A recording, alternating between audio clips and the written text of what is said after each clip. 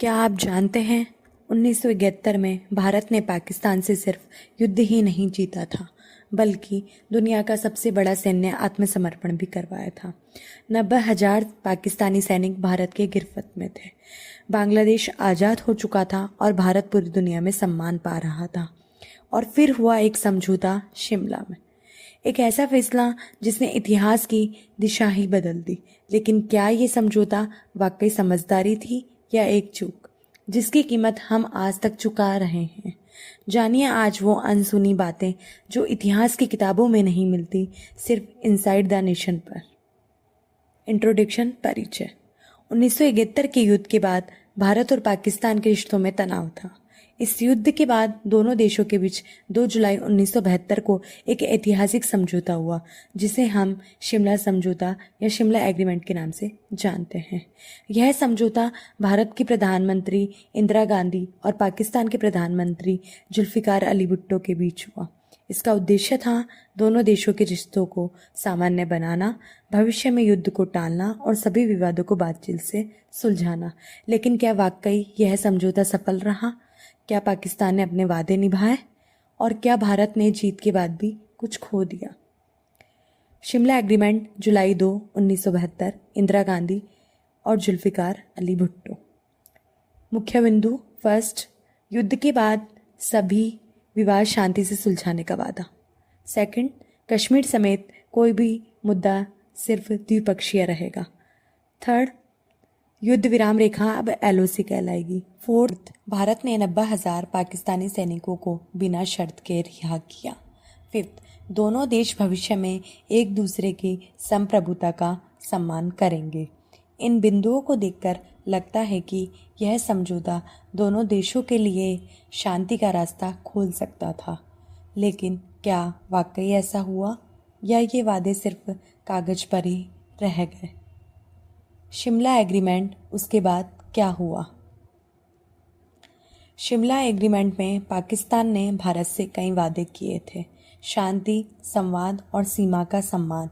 लेकिन फर्स्ट, पाकिस्तान ने नहीं निभाए अपने वादे।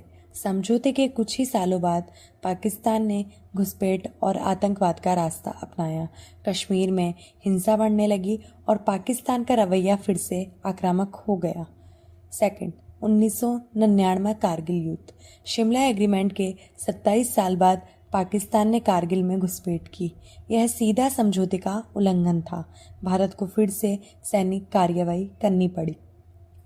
थर्ड, तीसरे पक्ष को लाने की कोशिश। पाकिस्तान ने बार बार कश्मीर मुद्दे को संयुक्त राष्ट्र और अंतर्राष्ट्रीय मंचों पर उठाया, जबकि शिमला एग्रीमेंट में साफ कहा गया था कोई तीसरा पक्ष नहीं होगा।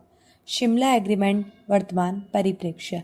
शिमला एग्रीमेंट जो 1972 में भारत और पाकिस्तान के बीच शांति और संवाद की नींव को रखने के लिए बना था, आज 2025 में फिर से चर्चा में है। लेकिन इस बार यह चर्चा शांति के लिए नहीं बल्कि तनाव और विवाद के कारण है। क्या हुआ है अप्रैल 2025 में? 22 अप्रैल 2025 को पहलगाम, जम्मू कश्मीर में एक भीषण आतंकी हमला हुआ जिसमें 26 निर्दोष पर्यटक मारे गए। भारत ने इस हमले का दोष पाकिस्तान समर्थित आतंकियों पर लगाया। इसके जवाब में भारत ने इंडस जल संधि को निलंबित कर दिया और पाकिस्तान के साथ व्यापार और वीज़ा संबंधों को समाप्त कर दिया। पाकिस्तान ने भी प्रतिक्रिया स्वरूप शिमला एग्रीमेंट को आधिकारिक रूप से निलंबित कर दिया और भारत के साथ सभी द्विपक्षीय समझौतों को स्थगित कर दिया। पहलगाम हमला, सरकार के 5 बड़े फैसले। पहला फैसला, पाकिस्तान के साथ 1960 की सिंधु जल संधि को तत्काल प्रभाव से स्थगित किया गया। दूसरा फैसला, अटारी एकीकृत चेक पोस्ट को तत्काल प्रभाव से बंद किया गया। तीसरा फैसला, पाकिस्तानी नागरिकों को SAARC वीज़ा योजना के तहत SAVS के तहत भारत आने की अनुमति नहीं दी जाएगी। जो पाकिस्तानी नागरिक वर्तमान में वीज़ा पर भारत में हैं, उन्हें 48 घंटों के भीतर देश छोड़ना होगा। चौथा फैसला, नई दिल्ली स्थित पाकिस्तानी उच्चायोग में रक्षा, सैन्य, नौसेना और वायुसेना सलाहकारों को अवांछित व्यक्ति पर्सोना नॉन ग्रेटा घोषित किया गया है। उन्हें भारत छोड़ने के लिए 7 दिन का समय दिया गया है। पांचवा फैसला, भारत ने इस्लामाबाद स्थित भारतीय उच्चायोग से अपने रक्षा, नौसेना और वायुसेना सलाहकारों को वापस बुलाया। निष्कर्ष, शिमला समझौता एक ऐसा समझौता था जो युद्ध के बाद शांति की उम्मीद लेकर आया, लेकिन पिछले 50 वर्षों की घटनाएं बताती हैं कि केवल कागज पर दस्तखत देना ही काफ़ी नहीं होता। पाकिस्तान द्वारा बार बार युद्ध विराम का उल्लंघन, कश्मीर मुद्दे का अंतर्राष्ट्रीयकरण और हाल ही में इंडस वाटर ट्रीटी और शिमला एग्रीमेंट को सस्पेंड करना, ये सभी घटनाएं इस बात का संकेत है कि पाकिस्तान ने इस समझौते की मूल भावना का कई बार उल्लंघन किया। तो क्या भारत ने रणनीतिक गलती की थी? भारत ने 90,000 सैनिक छोड़े, लेकिन इसके बदले कुछ ठोस हासिल किया? क्या इस समझौते को और अधिक मजबूती और शर्तों के साथ नहीं होना चाहिए था?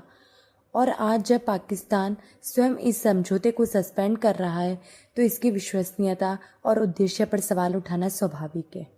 दर्शकों से सवाल, क्या शिमला एग्रीमेंट एक मौका था जिसे भारत ने खो दिया, या फिर यह एक जरूरी और साहसी कदम था शांति की ओर? अपनी राय कमेंट में ज़रूर बताएं। वीडियो पसंद आए तो लाइक करें, शेयर करें और इनसाइड द नेशन को सब्सक्राइब करना ना भूलें। Thank you.